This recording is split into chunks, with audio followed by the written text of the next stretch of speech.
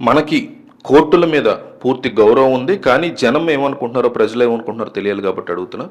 మీరే గనక జడ్జి అయితే కారుమూరి వెంకటరెడ్డికి బెయిల్ ఇవ్వను, బెయిల్ ఇస్తాను. ఈ రెండిట్లో ఒక్కటి కామెంట్ చేయండి. ఛానల్కి లైక్ అడగట్ల, సబ్స్క్రైబ్ అడగట్ల. ఒక 1000 కామెంట్లు కారుమూరి వెంకటరెడ్డి బెయిల్ మీద బయటకు వచ్చారు. ఆయన చూస్తారు ఈ కామెంట్స్, ఆయన భార్య చూస్తారు, ఆయన ఫ్యామిలీ మొత్తం చూస్తుంది ఈ కామెంట్స్. సో మిస్ అవ్వకుండా కామెంట్ చేయండి.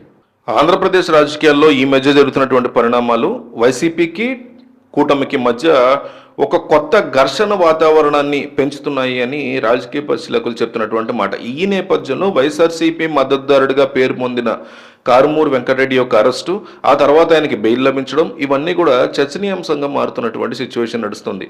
ఈ బెయిల్ వెనక న్యాయవాది పొన్నవోలు సుధాకర్ రెడ్డి యొక్క సమర్థవంతమైన వాదన కీలక పాత్ర పోషించింది బెయిల్ రావడానికి అని చెప్తున్నారు. కొన్ని కీలకమైనటువంటి ఆర్థిక కేసులకు సంబంధించి కారుమూరి వెంకటరెడ్డిని పోలీసులు హడావిడిగా అరెస్ట్ చేశారని వైఎస్ఆర్ కాంగ్రెస్ పార్టీ వర్గాలు ఆరోపిస్తున్నాయి. ఆయన వైఫ్ కూడా ఆరోపిస్తున్నారు సేమ్ విషయాన్ని.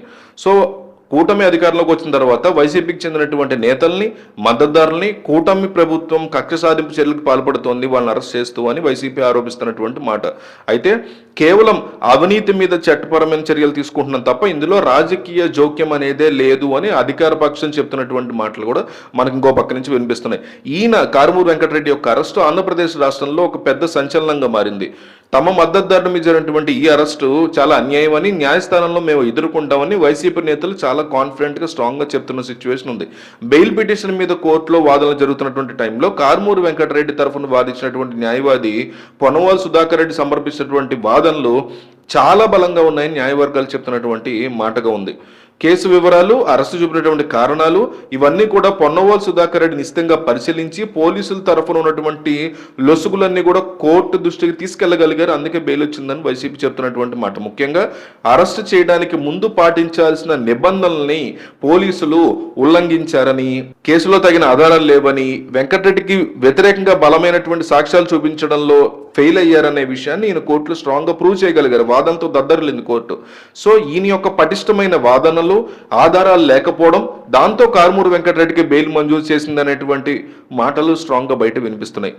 సో కేవలం రాజకీయ ఉద్దేశాలతోనే కేసు పెట్టారు అనేటువంటి ఉద్దేశం ఉంది అని, అంటే వీళ్ళు కావాలనే పెట్టారు కాబట్టి అక్కడ కోర్టు కూడా ఇచ్చింది, తద్వారా కావాలనే చేస్తున్నారు అనే దానికి బలం చేకూరింది బెయిల్ వల్ల అంటుంది వైసీపీ.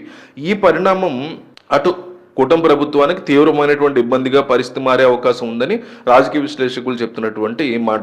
అరెస్టుల విషయంలో సరైన ఆధారాలు లేకుండా వేగంగా కంగారుగా చర్యలు తీసుకుంటే అది ప్రభుత్వ ప్రతిష్టని తీవ్రంగా దెబ్బతీసే ప్రమాదం ఉంది. దానికి ఇది లైవ్ ఎగ్జాంపుల్ అనేసి వైసీపీ చెప్తున్నటువంటి మాట. సో దీని మీద మీ అభిప్రాయం ఏంటి? పొన్నవోలు సుధాకర్ రెడ్డి చూపించినటువంటి న్యాయపటం ఏంటి? దీని గురించి మీరు ఏమంటారని కామెంట్ చేయండి.